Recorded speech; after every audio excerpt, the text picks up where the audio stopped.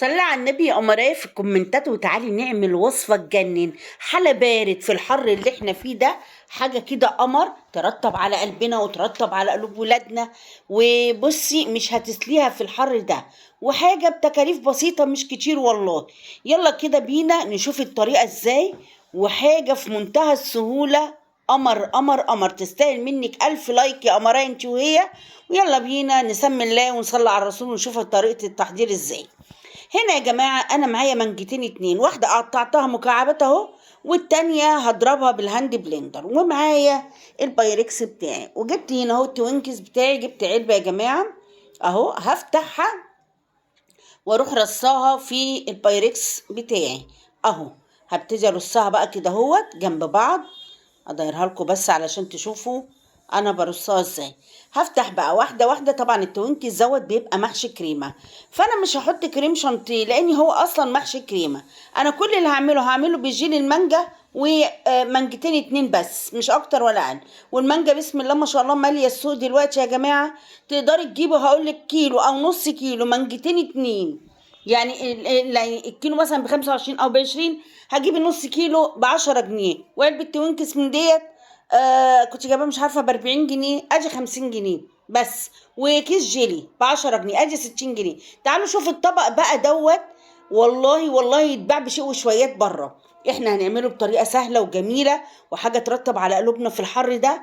انت بتبقي قايمه عايزه حاجه كده ترطب على قلبك، قوام قوام اعملي الحاله البارد دوت، وكلي انت وعيالك وتبسي وفرحي بيتك اهو. انا برصه جنب بعضه، وهنا بقى هرص الباقي كله مع بعضه كده اهوت. وهوريكم انا هعمل ايه تاني. طيب بص يا زوزو بقى هنعمل ايه. اهو انا بقى ايه هرصه، بس بفتح الكياس يا جماعه.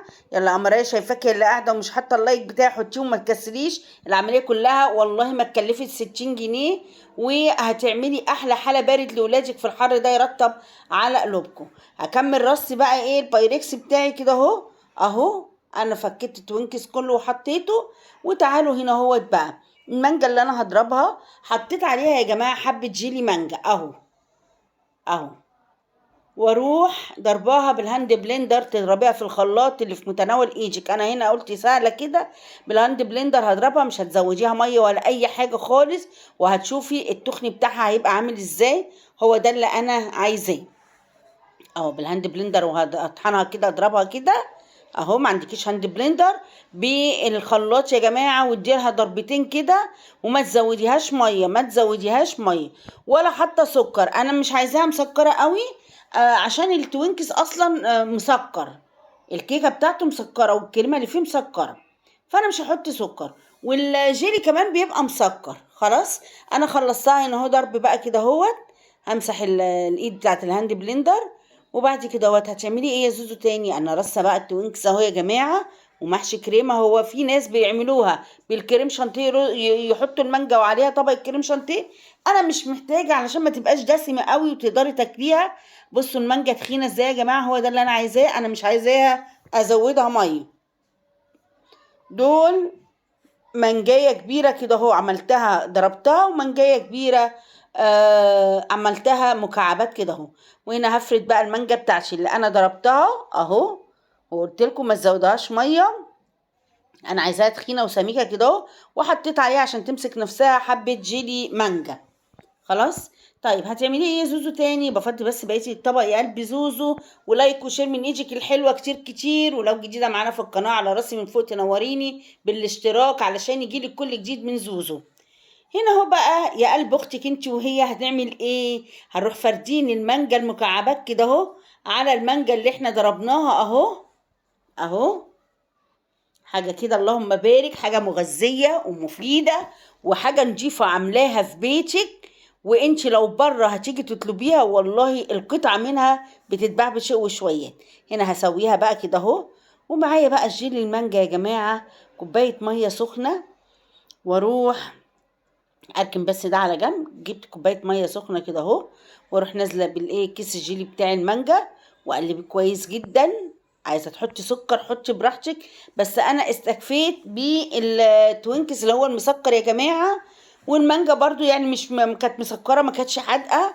ولاني خلاص احنا في عز موسم المانجا، مش هتلاقيها حادقه، هتلاقيها ما شاء الله مستويه ومسكره. واروح نازله بقى الجيلي يا جماعه المانجا على الطبق الجميل دوت اللي يستاهل بقك انت وهي يا قمرايه. اهو بصوا، انزل بيه بقى كده اهو اهو.